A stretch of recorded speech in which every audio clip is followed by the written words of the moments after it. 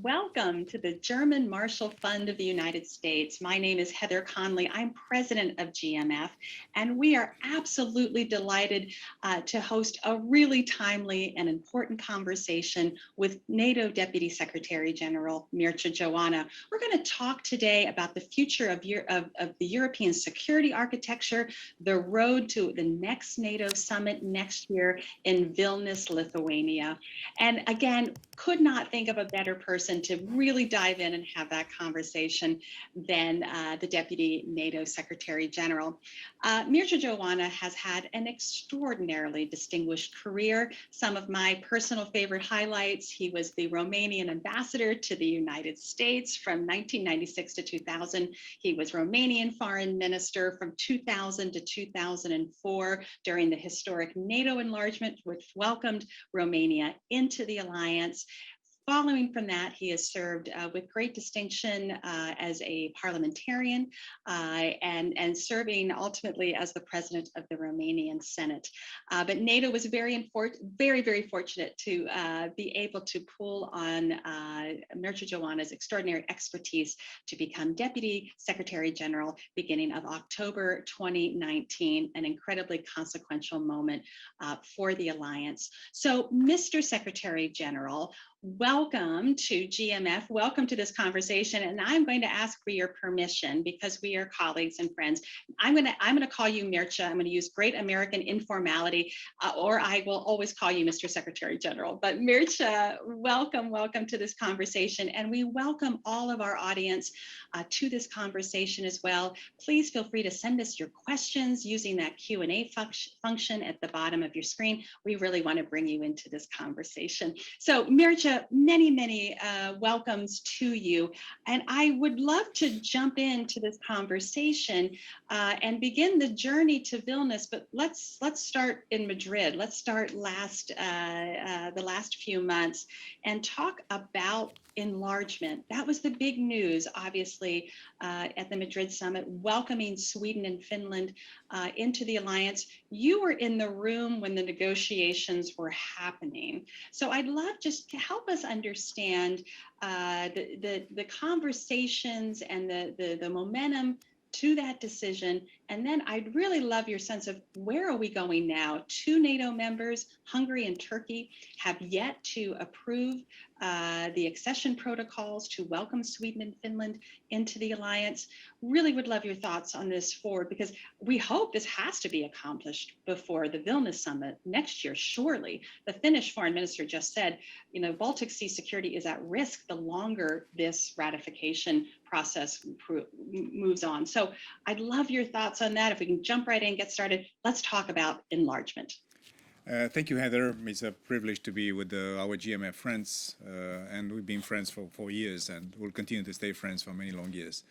I remember vividly Madrid, and I have to say the Secretary General Stoltenberg himself. He invested enormous political and diplomatic skills, and before the summit itself started, there was ample, I think, hours and hours and hours of bipartite and tripartite conversations, the President of Turkey with the Prime Ministers of Finland and Sweden. And for that matter, this very morning, we had here in HQ in Brussels the new Swedish Prime Minister, speaking of our democracies, and leaders come and go. And we have reconfirmation from the highest level of the new Swedish government that the memorandum agreed upon by Turkey, Sweden and Finland is valid. And of course, that will create all political conditions, Secretary General himself, myself, to make sure that we have these new two high value new allies inside the alliance. Of course, there are things still to be worked out, but we are confident that we'll have Finland and Sweden joining our ranks in the near future, and the full ratification process will be completed. Do we have a time schedule for, has the Hungarian government provided information to NATO about when they believe that they will complete the accession process? Do you have a sense of timing from the Turkish government? there is not a clear indication in timeline, but there is also, the fact that we have already 28 nations already had ratified. It's in itself an indication of the importance of the subject for all allies. Of course, we are respectful of domestic procedures, of the politics of this. That's a fact of life. But again, we are confident that we'll have the two new allies amongst our ranks in the near future. And of course, we encourage all sides to continue to work in delivering that objective. Thank you, Mircea. Let me, obviously, one of the highlights also of the Madrid summit was the address by President Zelensky to the entire summit. There's this very, very impressive picture of him on the Jumbotron speaking to the group. And since Madrid, on September the 30th, we had President Zelensky signing documents that were asking for accelerated accession to NATO. And clearly this is very difficult politically, but help us understand, how does NATO process that request as we move towards Vilnius? Because there will have to be conversations about what this means. Yes, we did receive, and I think it's not a coincidence that the letter signed by President Zelensky, the Prime Minister, and the chair of the Supreme Rada in Kiev. It was 3 signatories from all sides of government to Secretary General Stoltenberg, asking for us to expedite the membership request of Ukraine. And of course, it was just after the illegal referenda organized by Russia in the occupied portions of Ukraine. So that's a political logic to this political gesture from Ukraine. And we say this, and you remember we've been in the trenches of enlarging NATO and having Europe whole and free for almost our lives and careers. And NATO is here to reconfirm that open doors is valid. The decisions in Bucharest at the summit in 2008 are valid. And we know that Ukraine will fulfill, when the time will be ripe for Ukraine and for all of us to become part of the Euro-Atlantic family. Of course, we are now at war. And we had a very interesting discussion with the Defense Minister Reznikov when we had a defense ministerial meeting just the other day. It was a working dinner. And of course, we allies exchange views. And of course, their opinions, some allies saying that we should try to do things faster, others saying that we are still at war and we have to find a moment when this will not represent another escalation of a war which is already complicated. And of course, we have to find the right time and the right moment. But in between, we have to do one thing, which I think is not more important than membership, but is vital for Ukraine's sovereignty and independence. It's the key to help Ukraine. And I think this is something that we do. And speaking of the meeting with Oleksiy Reznikov, he also was part of the contact group, support contact group for Ukraine that happened in HQ, separate from NATO, but in NATO HQ just last week. And the support for Ukraine continues. I had a call with General Manager of the IMF, Kristalina Georgieva, the other day, talking also about, it's not NATO, but there's also economic and financial support needed by Ukraine. Look at the devastation of the electricity infrastructure in Ukraine. So I think the aspiration of Ukraine to be part of this alliance is active, is real.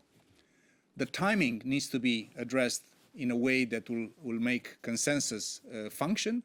And in between, absolute, total support for Ukraine in the just fight to defend their land and to prevail in this war. Mircea, let me just pull that thread a little bit on the energy security. Certainly something that NATO has looked at very carefully, center of excellence on energy security, critical infrastructure protection. I'm just wondering if NATO is giving thought on the way to the Vilnius summit to have a much more enhanced posture on protecting critical infrastructure. Again, we're just receiving reports. We don't know that an undersea cable may have been cut in the UK to Shetland. We know that there was, some communications disruptions to Svalbard. We obviously had the Nord Stream 1 and 2 disruption there. Is NATO leaning forward and seeing how it can provide critical infrastructure protection to major undersea cable and communication nodes, as well as energy nodes for NATO? The explosions for the Nord Stream pipelines happened very close to Danish territorial waters, not in them, but close. How does NATO respond to that? Of course, we do respond as individual allied nations, and you've seen what Norway has been doing, what Sweden and Denmark have been doing, what the UK and US have been doing. But also SACEUR, our Supreme Allied Commander, is stepping up his vigilance measures according to his authority. And we have now, we doubled the number of NATO ships in that part. We have, active measures from the sky and from beneath, the seas to make sure that we have more intelligence about the risks that might happen. So that's a critical infrastructure that we need to defend, because that's vital to our resilience and to our economic and financial and societal prosperity.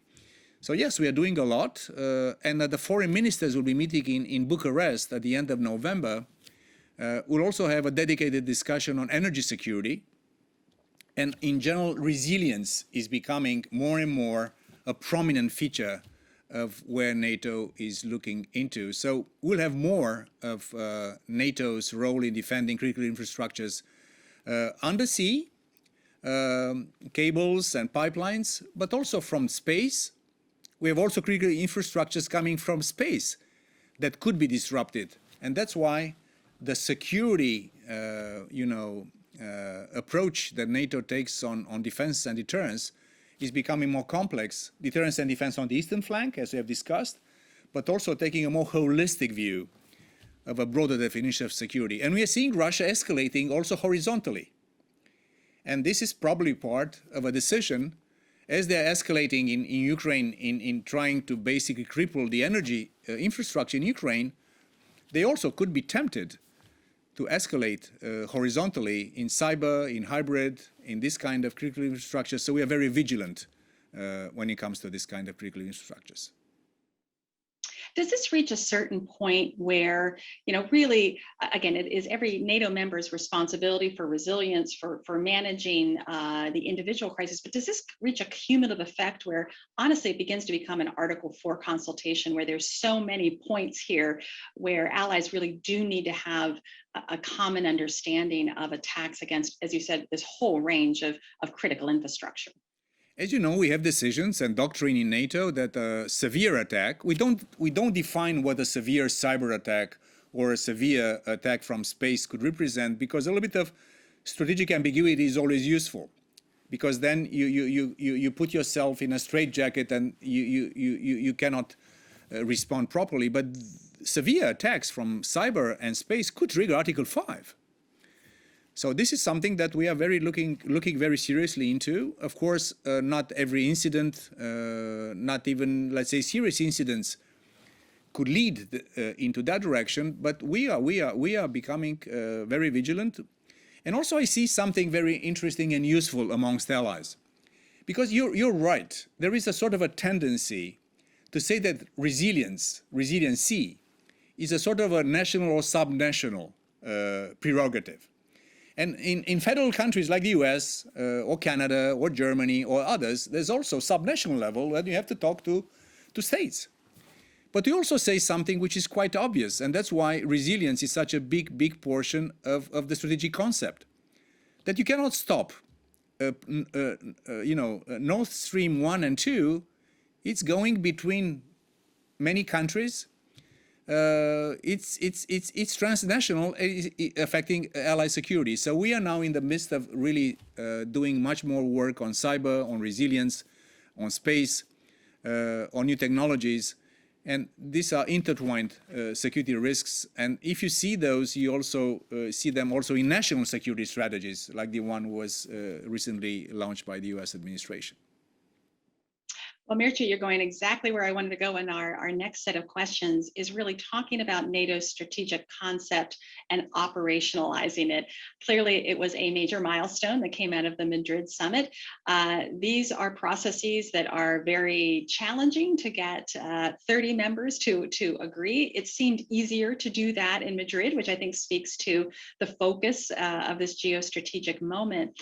But I would love your thoughts on, again, how will this be operationalized? And for me, what came through the messaging in this strategic concept, and you can argue with me, is really the essential nature of Article 3 of the Washington Treaty, meaning it is the members' responsibility for territorial defense and territorial security.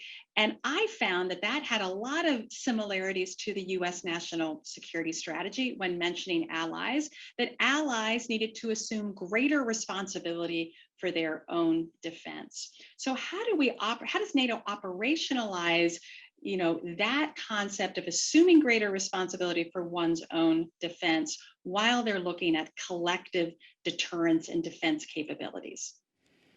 Madrid was just nothing short of extraordinary in terms of the breadth of the decisions, in terms of the depth of the decisions, and in terms of the scope of the decisions. And the strategic concept is just, a very succinct, reflection of how we look at international and European security now in the next years. And we are starting to execute the marching orders of our leaders. That's what NATO is such a useful organization, because once our leaders decide and have consensus on something, then we start delivering. Of course, the many decisions in Madrid don't have the same timetable for implementation. The Deterrence and Defense for the Euro-Atlantic Area, DDA, which is part of our deterrence and defense massive adaptation, will take place it's taking place as we speak, and will become even more active on the way to Vilnius. We'll see exercises at brigade level in many of the current battle groups. We'll be seeing pre-positioned stockpiles on the eastern flank. We'll be seeing more cyber, more space, more intel on the eastern side. So these things are implemented in a relatively short time span. Other things take longer, like digital transformation of NATO. That's something which is a lengthier process, because this means changing many ways in which we operate, or partnerships for that matter. Some of the partnerships we have, I speak of individual partnerships, like the one, let's say, to the south and to the east, to Georgia, to Moldova, to Bosnia and Herzegovina, to many of our partners. We have some things that we can deliver now. We do for Bosnia, we do for Moldova, because they need our help, for Georgia. But for Mauritania, for others, this will take longer. And we have to also be resilient and perseverant in doing these kind of things. So what I can really reassure our audience today, that once we have a decision by our leaders, NATO is delivering on those things. Some of them faster, some of them a little bit more complex politically sometimes, not always easy. But once we have marching orders from our leaders, it's much easier for us to do things. I know Vilnius will be an important stepping stone in the implementation of our historic summit in Madrid. And a great reminder about our audience, please submit your questions in the Q&A function at the bottom of your screen to bring you into the conversation. Just sticking on the strategic concept for a moment, the very new element of the strategic concept was certainly the language related to China. And on paragraph 13, it notes the People's Republic of China's stated ambitions and coercive policies challenge our interests, security, and values. That was very new. That didn't exist in the 2010 concept. Obviously, Xi Jinping just gave a historic speech at the 20th Party Congress where national security was mentioned over 50 times. And as you noted, and you're responsible for NATO's partnerships, whether that's NATO Japan, NATO Australia.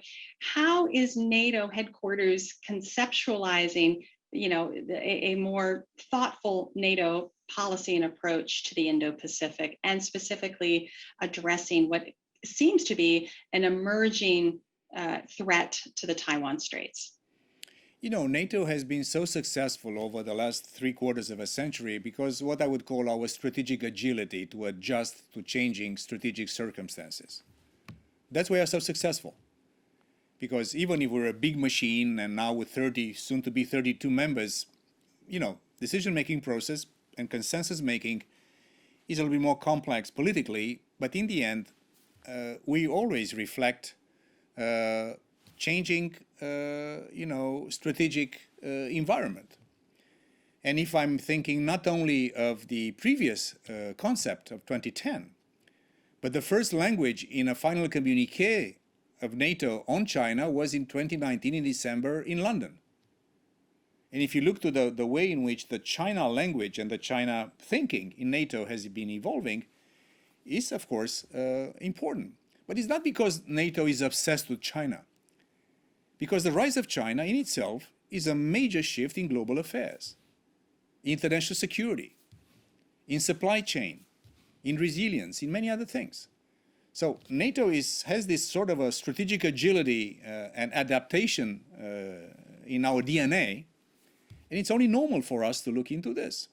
Of course, if you read a little bit the new US national security strategy that we read attentively, you can imagine here in NATO, I've done it again this morning, paragraph by paragraph.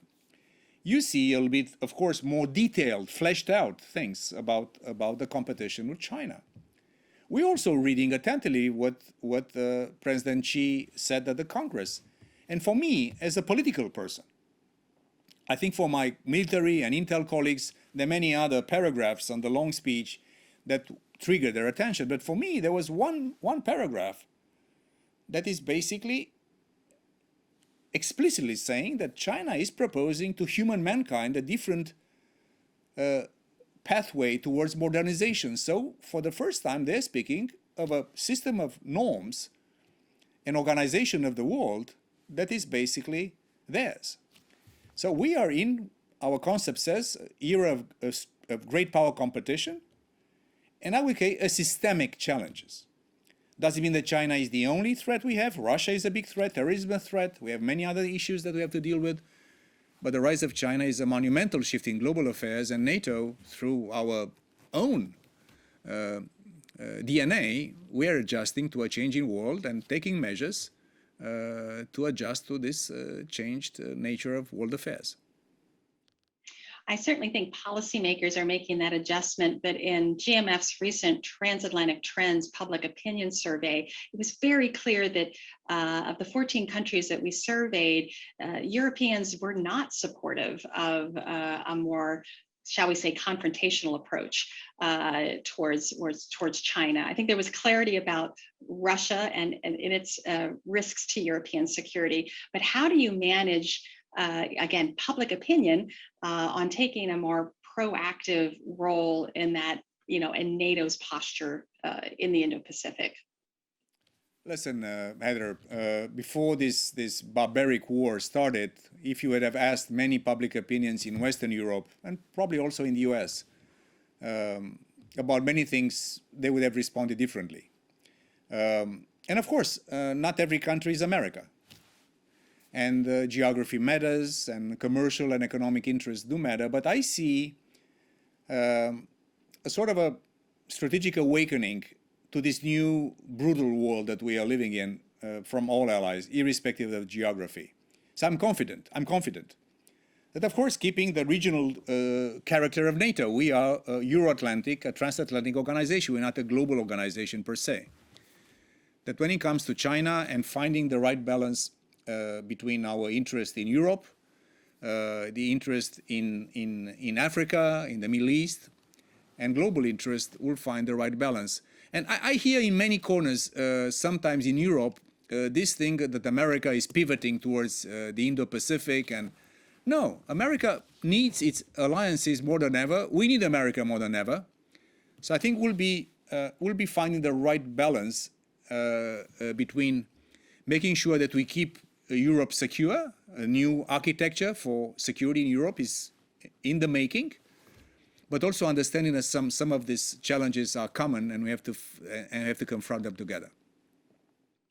Yeah, no, absolutely. And there's certainly some voices here in Washington that are suggesting that our American resources need to be solely concentrated in the Indo-Pacific, that in many ways our European focus is a distraction. So we have those politics, and we're going to talk a lot about politics at the end of this conversation on both sides of the Atlantic for sure. Misha, let's turn now to, again, one of the most prominent elements of the Madrid summit, which, and thank you again for great questions that are coming from our audience.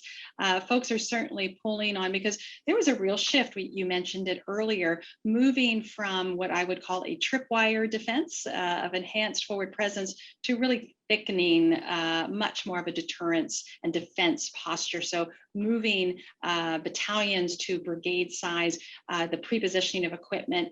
Again, are you sensing that allies are really able to make these additional contributions, or we know how strained capabilities are and readiness is across the alliance? We know how difficult it was even to get that promise to get a multinational brigade to Latvia in particular. There were some challenges. There's some behind the scenes wrestling to get those decisions. Are we going to be in a better place in Vilnius, or are we just going to be talking rhetoric and not seeing evidence of additional boots on the ground, additional equipment? You mentioned exercises, but I'm talking about, persistent posture here.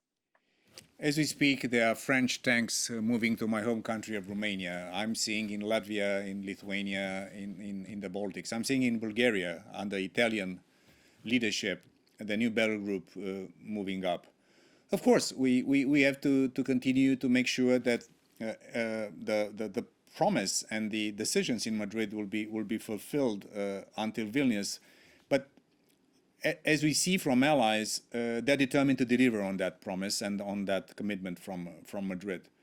So I think we will be in a pretty strong position by Vilnius in delivering on these issues. But again, Vilnius is just another point, and the more fundamental change in our deterrence and defense posture and culture is coming from DDA. Because again, the eastern flank is so important, helping Ukraine is so important, but in the end, we are in the business of protecting 1 billion people from all directions, from all domains. So that will be, I think, the more important question. There's no question about our determination to defend our allies from the east. I see determination from every single ally and delivering on the promise. But we have to make sure that, number one, we learn the lessons from this war that Russia started against Ukraine. NATO is now probably more useful than ever when it comes to giving our defense industry predictability about the future.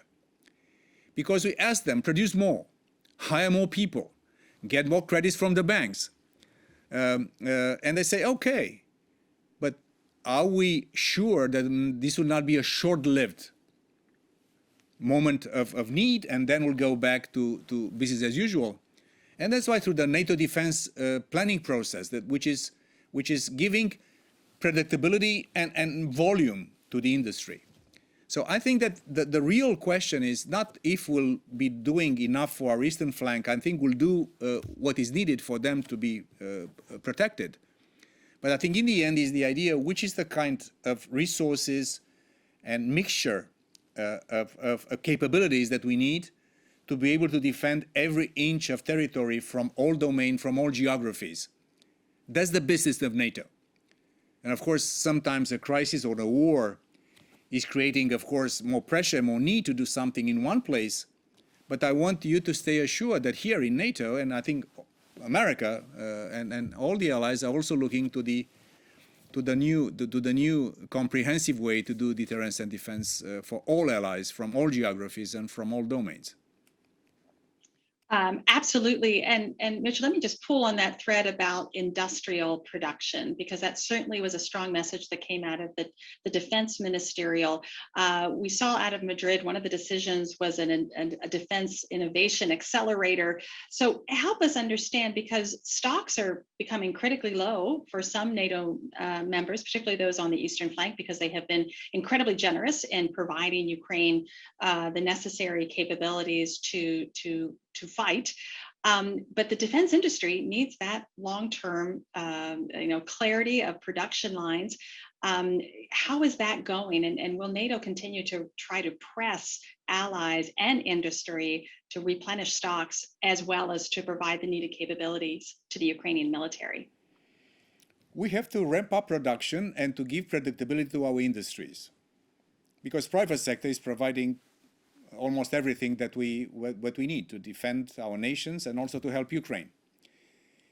And speaking of lessons learned, it is clear that the level of stocks that we had in all allied countries, including the US, the massive, American military and the stockpiles, and of course for the other allies, are not sufficient, and we should try to find predictable ways for us to ramp up production and give clarity to our industries.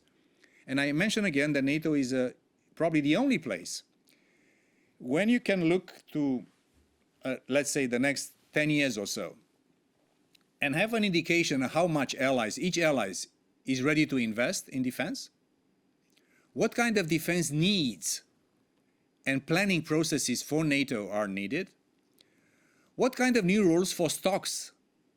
But probably we have to look into that thing, because now we are in a different kind of period.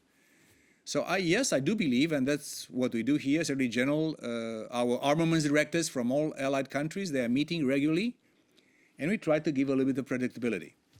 When you speak about Diana and innovation, that's, of course, another strand of work, which is about what's the right balance between the lessons learned on deterrence and defense from the war in Ukraine, and our needs to continue to invest in new technologies also for defense and security. And again, I say that NATO is again very useful in harnessing the innovation ecosystem across the alliance, because from small Estonia all the way to Silicon Valley, there is talent, there are ideas, there are startups. So that's the idea of having this innovation ecosystem. We have a small innovation fund. Of course, we're not transforming NATO into venture capitalists. It will be a small fund, but the idea is just to make sure that the SMEs and the startups that need a little bit of help to test in our test centers and accelerators their ideas, a little bit of money to cross the death valley between an idea and showing that the model is marketable and commerciable.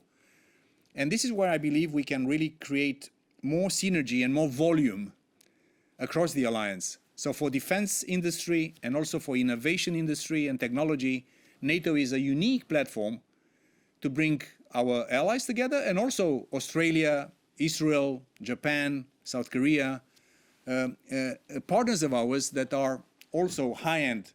And Sweden and Finland joining our ranks will add also a very rich innovation ecosystem in defense to NATO. No, absolutely. Misha, before I leave sort of the defense and deterrence posture on the way to Vilnius, one of our audience had a very specific question to just make sure for your comment on regarding the increase of number of high readiness forces to 300,000. So is that going to be a deliverable? Will we get there by Vilnius?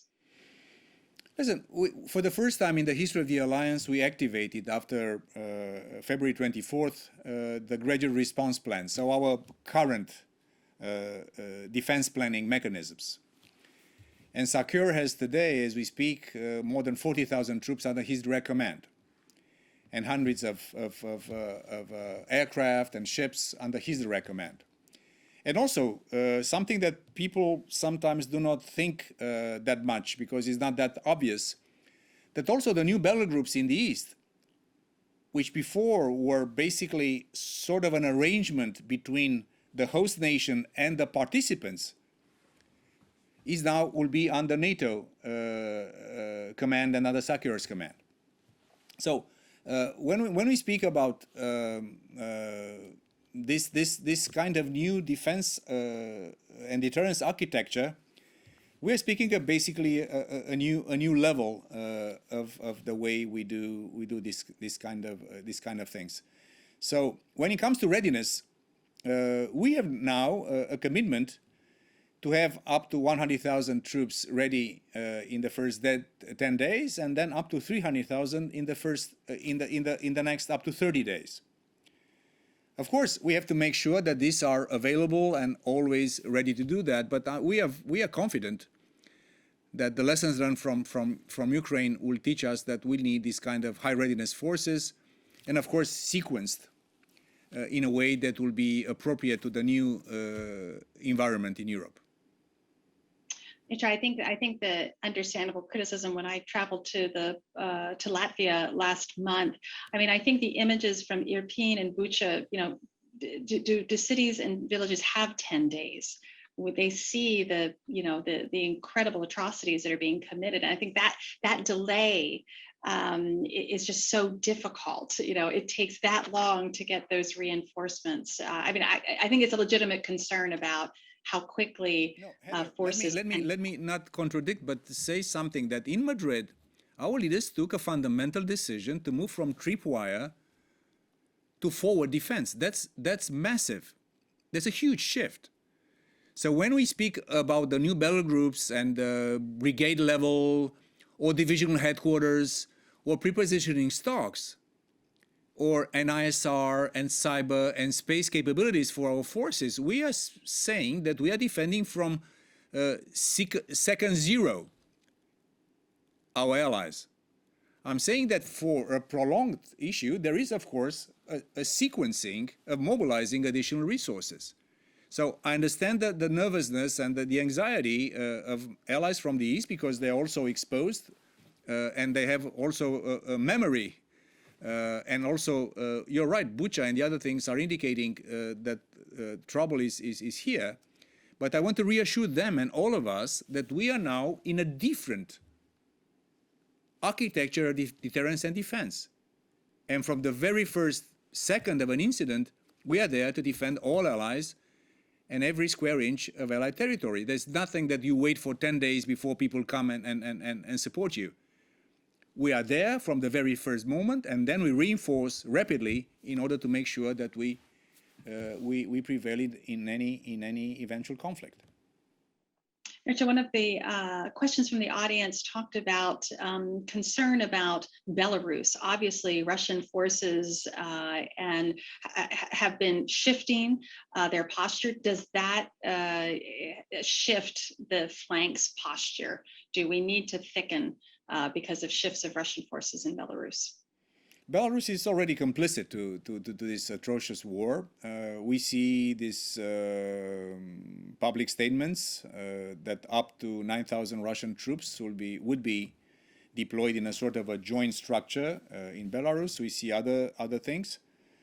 We also don't see an indication of Belarus having decided to really get directly involved into the conflict in Ukraine.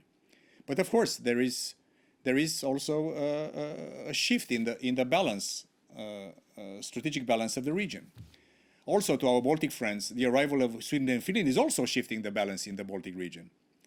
So they can be, and all allies should be reassured that we are planning prudently and preparing for all eventualities. So Belarus continues to be a complicit to Russia, and we are taking every measure to make sure that they are taken into our broader strategic definition of security for the Euro-Atlantic area. Mircea, before I move to sort of that future security architecture and the politics of NATO that I want to get to, I want to pull two really insightful questions from our audience, very much focused on the strategic concept. So you've got great readers out there of the strategic concept. The first question is about promoting human security. And again, those images from Bucha, from Irpin, the fact that the Kremlin has targeted civilians for strategic effect. Is NATO thinking about how to posture itself to protect citizens, that human security factor, differently because of the tactics that they are seeing in Russia?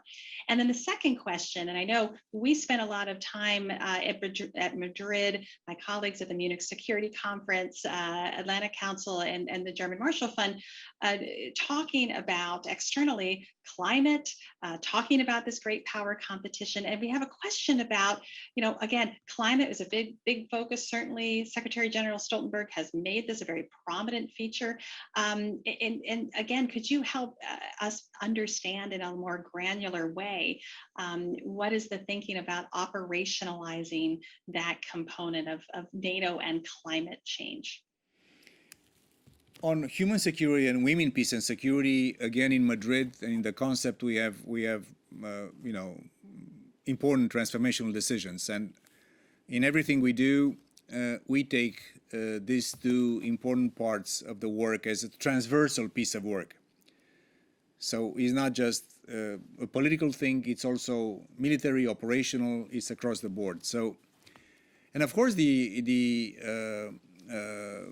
these massive crimes against civilians, and the fact that many allies and many international institutions that have competence in looking into war crimes and documenting that, we are convinced that the ones who have committed these crimes will be brought to justice and will be held responsible. Of course, in a system of law, in a system of international, rule of law dominated issues. So I'm heartened to see our Canadian allies and our British allies and our Polish allies and many others, and from the Baltic countries, sending special police investigators to document these crimes. And we are fully confident that the perpetrators will be brought to justice. This might take some time, but there's absolutely no way in which such crimes should not go unpunished. Of course, in a system of law, in a system that functions as it should. Now, when it comes to climate change and security, Secretary General, you're right, puts a lot of emphasis on this. We have basically two components. One is the carbon footprint of our armed forces, and we have to really make progress. And of course, we also rely again on industry to provide fresh technologies, because we have to find the right balance between making sure that our carbon footprint of our armed forces in NATO countries, and also in NATO's installations, what we have as an organization, is reduced, and we are part of the effort to make sure that we are investing in saving our planet. There is also a security dimension of climate change when it comes from instability, mainly from the south. Competition for resources, the issue of food security, energy security. And this is something that can also fuel terrorism and instability and fragility in the neighborhoods of NATO. So both of these issues, climate change and security, and human security, and women, peace and security, are top on our agenda, and this is something that we continue to do very energetically in the period ahead. Mircea, let me ask and pull on a question from our audience. So as we're helping the Ukrainians document these atrocities, clearly Iranian drones and missiles are perpetuating those atrocities, and we see growing Russian-Iranian cooperation. How do we hold Iran accountable for their contributions to this illegal war? Of course, no country should, support in any way this kind of barbaric war, and it's clear that we call on Iran to stop being part of this atrocious war. And we've seen an increasing number of Iranian drones used by Russia. We'll see if there are other things that Russia might get in order to compensate the emptiness of their stockpiles from Iran or other places. But it's clear that we have to be exceptionally firm.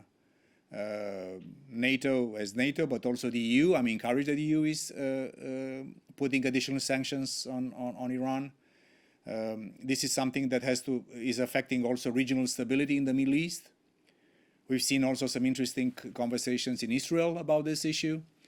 So together, all of us, the ones who say for the right reasons that such a war should not take place and should be stopped, and everyone's helping this war is to be held accountable. The same thing applies to Iran. Well, just on this issue of Iranian drones, NATO has suggested that it needs to hasten counter-drone technology. Obviously, this is going to be a way of warfare in the future. How is NATO stepping up in that, in developing and providing to the Ukrainians that essential counter-drone technology? Also in Madrid, our leaders decided to have what we call a comprehensive assistance package, a CAP package for Ukraine, including the topic that you have addressed, Heather. So as we speak, allies are contributing to this, and we are delivering anti-drone systems to Ukraine. Of course, NATO does a segment of this. There is a need for air and missile defense systems for Ukraine. We are encouraged at the fact that recently Germany and Spain have sent high-end, interesting. You mentioned Slovakia earlier. And we continue to help Ukraine. NATO, in the segment that it's the assistance package for them. But if you look also to allies and partners, they're also providing air and missile defense to Ukraine, including in fighting and shooting down the Iranian drones. Israel is a very important NATO partner. Disappointment because they have not been more forthcoming in providing important military assistance to counter and provide that air defense needs for Ukraine. Are you open? Obviously, again, you're responsible for NATO's partnerships. Opening any doorways to encourage Israel to be more forthcoming? That's a sovereign decision in the end. We cannot, not even from NATO to allied countries, and less so to partners of NATO, we can tell what they should or shouldn't do. And of course, Israel is a country with unique capabilities. They have also a unique situation that they have to defend themselves all the time. And this will be a decision that they have to take. And I know there are conversations with the Ukrainians. There are also other factors that they have to look into from a regional perspective. But I think for Israel, the fact that Iran is so openly using their drones in the war of Russia against Ukraine is an indication that this war is something that is affecting the interest of everyone. Absolutely. Well, in the last few minutes that we have, I'd love to turn to my favorite subject, politics. Politics of NATO allies, which sometimes support the strengthening of NATO, sometimes work against it. The first question I want to ask, I think this is your quote, but you can correct me if I'm wrong, that you believe particularly Central Europe, the Black Sea region allies, are going to be, quote, co-authors of a new European and international system. So I'm going to translate that to say that the center of gravity of Europe feels to me that it's shifted east, that the dynamism, the focus, you can feel that in NATO, you can feel that in the European Union because of the focus of the war. How does this shift, if you agree with me or not, how does this shift work in the future? How will Central Europe, potentially the eastern flank, which of course, again, is from the Arctic to the Eastern Mediterranean, how did those countries shape the future of the European security order? Listen, I remember the speech that Chancellor Scholz gave in Prague, I think just a few weeks back. And of course, there's a big conversation in Germany about the consequences of the war. That's a big country in NATO, in the EU, in the world. And that's a very, very important transformation of strategic culture and the consequences of this new reality for them. But the Chancellor said in Prague, and I quote from memory, that the center of gravity of Europe is moving eastward. And probably it was something to tell our Czech friends and allies, but I think he meant something more than just to say the obvious. That Russia, by its own decision, they are decoupling from Europe. It was not our decision. They basically, by starting this war against any norm and against any logic, and against their own interests, by the way, they are basically decoupling. So, in a way, this part of Europe is becoming, as a result of this new reality in Europe, more relevant strategically. This is clear. Now the question is, would this part of Europe will become more relevant also economically, politically, technologically? And it's also up to the countries in the region to use this fantastic chance for them not only to be relevant strategically, because they are. They are. From the Baltic, from the North Sea, all the way to the Eastern Mediterranean. But I think there's an invitation for countries in my part of Europe, I'm coming from Romania, to really use this unique chance for them to be co-designers of this new architecture, because there is a need for them, we need them. I think our Western European and of course North American allies encourage that. Also in NATO EU we see fresh energy in what we do together. So I think that the center of gravity, not only in security terms, is moving towards the east in Europe, towards Central Europe, but also the economic and political one. And that's great news for all of us in Central, Western Europe, or of course across the Atlantic. So the opportunity is there, whether it is seized or not is a question mark. So Mircea, does Russia have a place in a new European security architecture, or by their very acts, at least for a generation, as you said, they've taken themselves out of it. They have, the atrocities, the unrelenting violations of international law just require that your European security architecture now has to be built without them. Or is there any space to allow them in? That was a question from one of our audience members. Listen, I think sometimes history is a good place to try to get not answers, but at least some indication. And I think in Russia's history there was always a sort of a pendulum between a European direction and a Eurasian. And also in many of the circles in Russia today, even before the war, there are many people saying that the place of Russia is in Eurasia because the center of gravity of the world is moving there. You have there Central Asia and China and India and many other places. So I just don't know how long Russia will decide to basically opt out from Europe, because today is their decision, it's not ours. So I cannot say how long this kind of self-inflicting pain by Russia on its own citizens, on its own interest in the end. They're getting weakened from this confrontation. So I cannot say that Russia will not be part ever again of a European system of norms and why not even cooperation. But when and if they decide that they go and come back and play by the rules of the UN Charter and also behave and engage as a responsible international stakeholder. So when they do that, I see no reason for us not to reconsider how long this will take. It's up to Russia, it's not up to us. For the time being, we are standing by Ukraine. For the time being, we are continuing to